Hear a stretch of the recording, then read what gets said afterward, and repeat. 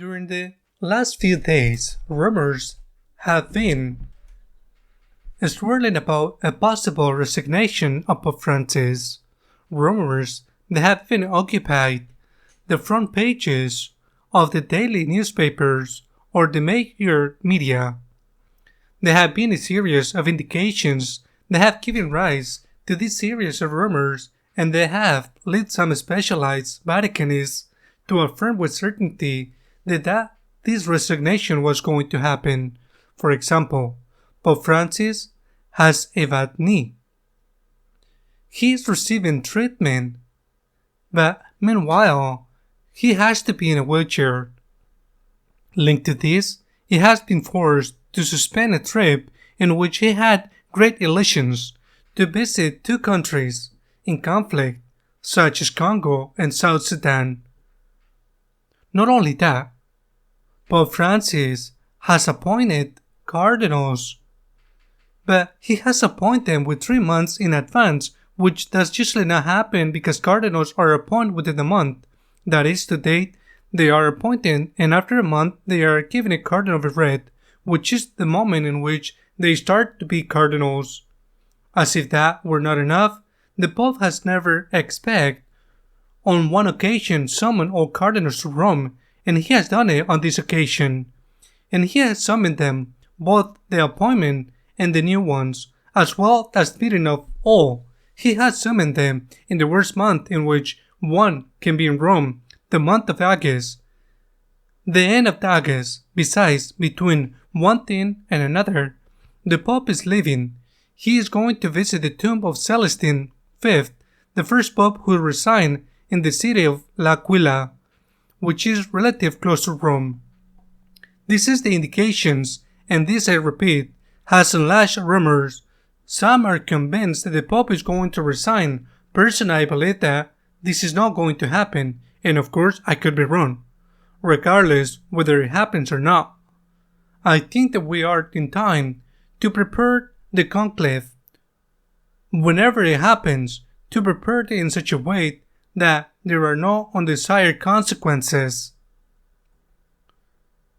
When St. John Paul II published the norms for the election of his successor, he stated in number 33 that there could only be 120 cardinals electors, and in the number 35 he stated that all those under the age of 80 were cardinals electors, and no one, for no reason, could be excluded from the conclave. All the under 80 are electors, and there can only be 120. John Paul II himself, at some point, appointed cardinals of both numbers, but when he died, there were less than 120, and when his successor, Benedict XVI, resigned, there were also less than 120. Therefore, in the last two conclaves, the ones in which Benedict was elected and the one who elected Pope Francis, there has not been contradiction between these two provisions of the Apostolic Constitution. They will organize the election of the next pontific. There has not been no problem, but there will not be. At this moment there are 116 cardinals electors, but it is the next August, the 27th, when the cardinals' verdict is imposed, the new ones, which are 16 electors, there will be 132. It will take a long time, unless there is an epidemic that makes cardinals electors die, and it will a long time until the number is equal or less than 120, and is the time, which will be many months.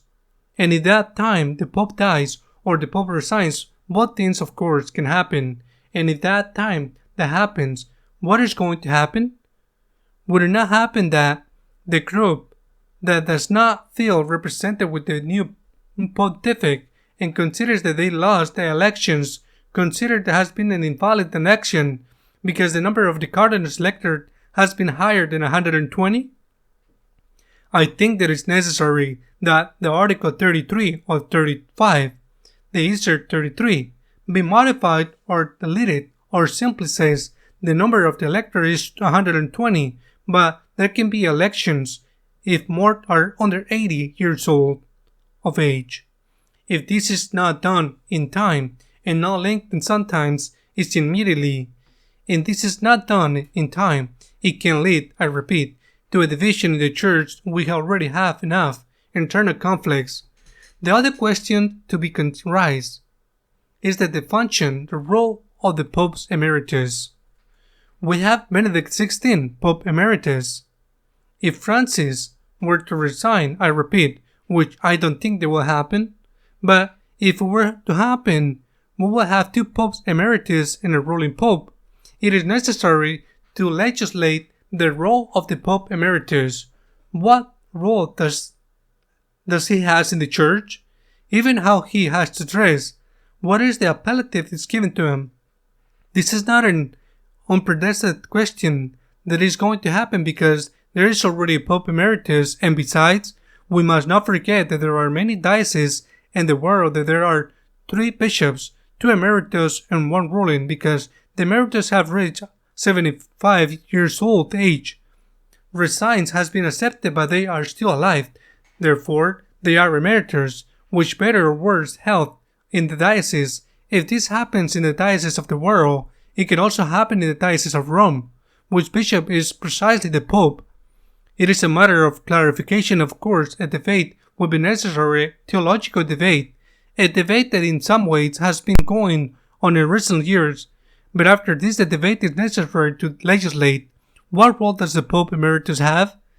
If there is one and there are 2, what is the role? What is his function? How can he help the ruling pontificate?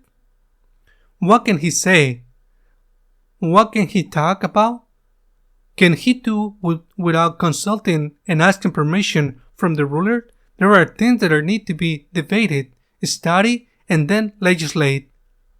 I repeat, I am not saying that the Pope Francis is going to resign. Personally, I don't think so. But of course, I could be wrong. And I could be wrong because most people think that he's going to resign. I don't think so. But regardless of whether he resigns or not, it is necessary to clarify what will happen if there are more than 120 cardinals electors when the 30th of the Apostolic Constitution that establishes how a conclave should work says that it can only be 120?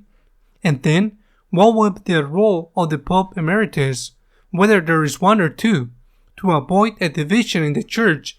Because it seems to me that at this moment we already have enough divisions. Until next week, God willing.